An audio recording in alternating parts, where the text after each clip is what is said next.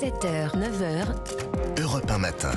7h12 sur Europe 1. Lionel Gougelot, vous recevez ce matin Richard Panquio, directeur général de l'ILEC, l'Institut de liaison des entreprises de consommation. Autrement dit, les 90 entreprises, c'est ça en quelque sorte, les 100, la centaine d'entreprises qui fabriquent et commercialisent les produits de grande consommation alimentaire ou non alimentaire. Bonjour Richard Panquio, bienvenue dans les studios d'Europe 1. Vous étiez hier à Bercy avec d'autres professionnels et Bruno Le Maire, le ministre de l'économie, pour signer cet accord visant donc à rouvrir les négociations commerciales entre industriels et grande distribution pour tenter d'enrayer la hausse des prix de certains produits. Alors d'abord, question de méthode, cette sorte de remise à plat finalement des négociations en cours d'année, c'est du jamais vu finalement entre les industriels et la grande distribution.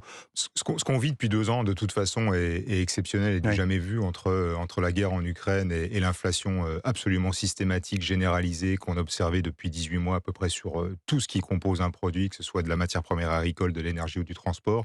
On est effectivement depuis 2 ans dans une situation exceptionnelle. Normalement, en France, vous signez un accord commercial au plus tard le 1er mars, et cet accord, il n'est pas intangible, mais c'est ce qui structure normalement le prix auquel vous travaillez avec la distribution toute l'année. L'année dernière, on a remis en cause les prix signés le 1er mars à cause de la guerre en Ukraine.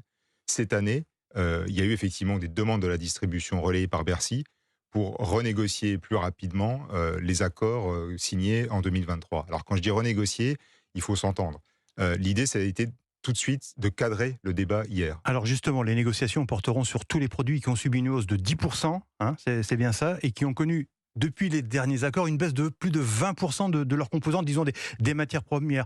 Ça limite un peu la portée de cet accord, disons les choses clairement. En tout cas, l'intérêt, c'était d'avoir un cadrage un peu technique. Pourquoi je vous dis ça ? Parce que, en fait, les distributeurs réagissent pas de la même façon depuis 3 mois, depuis la signature des accords. Vous avez des gens qui, dès la fin du mois d'avril, demandaient à tous les industriels de revenir avec des baisses de tarifs, sans raison. Vous aviez d'autres distributeurs qui s'adressaient à quelques industriels de façon ciblée, d'autres distributeurs qui restaient silencieux.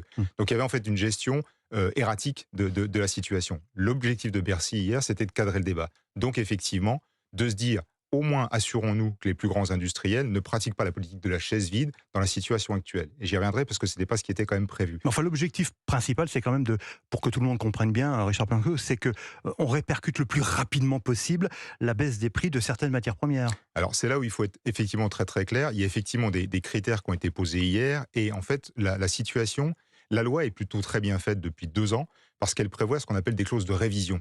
Ça veut dire quoi ? Ça veut dire que normalement, vous mettez d'accord avec un distributeur sur un cours de référence, un indicateur public et des seuils de déclenchement. Je dis n'importe quoi, mon cours de référence, il est à 400. Si jamais ce cours varie de plus ou moins 10%, j'applique une baisse ou une hausse de plus ou moins 10%. C'est quasiment mécanique.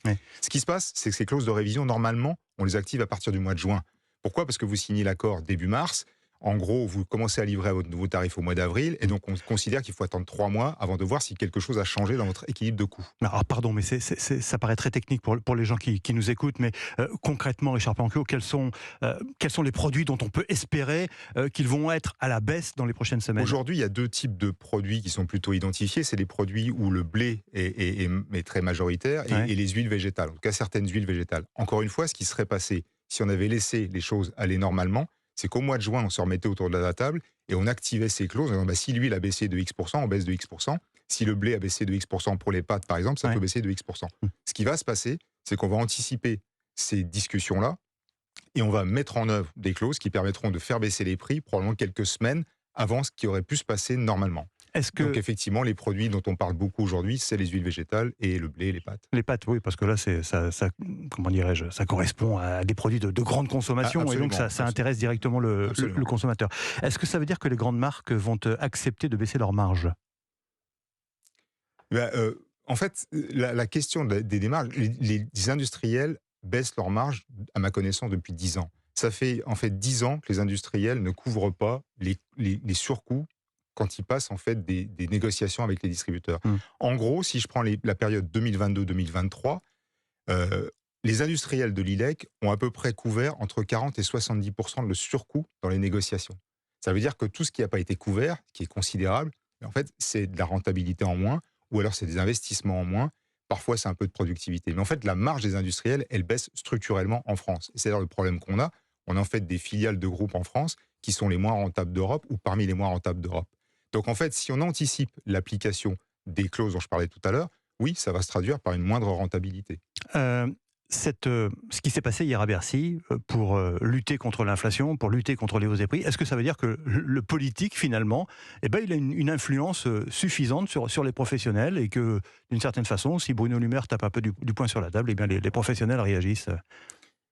Alors, le politique a une importance évidemment considérable dans notre univers. De toute façon, l'année dernière, quand il y a eu la guerre en Ukraine, c'est le politique qui a invité les acteurs à se remettre autour de la table. Après, il y a quand même une convergence d'intérêts sur la question du pouvoir d'achat, de la lutte pour la protection du pouvoir d'achat. Que vous soyez politique... Parce qu'il y a aussi une pression du consommateur derrière tout ça. Bien sûr. Les consommateurs et les citoyens aussi. Ils peuvent se détourner des circuits traditionnels de distribution. Ils peuvent se détourner des circuits traditionnels, ils peuvent se détourner des marques nationales pour acheter de la marque de distributeur, ils peuvent se tourner vers des discounters, etc. Donc effectivement, le point commun qu'on a tous, distributeurs, industriels et politiques, c'est le consommateur. Donc la satisfaction du consommateur, c'est le point qui nous relie. Et en l'occurrence, hier, c'est sur ces points de convergence qu'on travaillait avec les politiques, comme on va travailler avec les distributeurs. Mais ce que je veux quand même dire, c'est que de toute façon, les industriels n'avaient pas l'intention de pratiquer la politique de la chaise vide, et il y a une incitation à le faire plus vite que ce que les mécanismes légaux auraient imposé. Mais de toute façon, c'est le travail d'un industriel de discuter avec son distributeur en permanence, surtout dans le contexte actuel d'inflation et de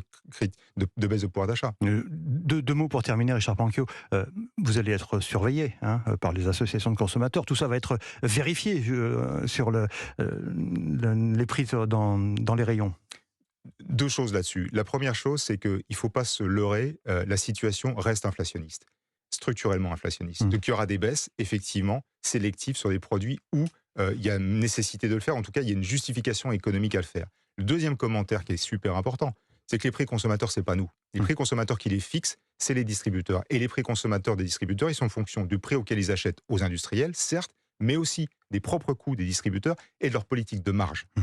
Donc c'est à eux aussi de faire, d'une certaine façon, de faire des efforts. Ce qu'on va surveiller, c'est que les baisses qui seront accordées par les industriels seront effectivement répercutées dans les prix de vente consommateurs. Le dernier point sur le pouvoir d'achat, rapidement, c'est l'engagement qu'on a pris, c'est aussi d'améliorer la pression promotionnelle, donc en fait qui se traduit dans les rayons très directement par des offres de prix sur des produits spéciaux dans les opérations promotionnelles. Et là, il y aura un effort particulier qui sera fait par les industriels.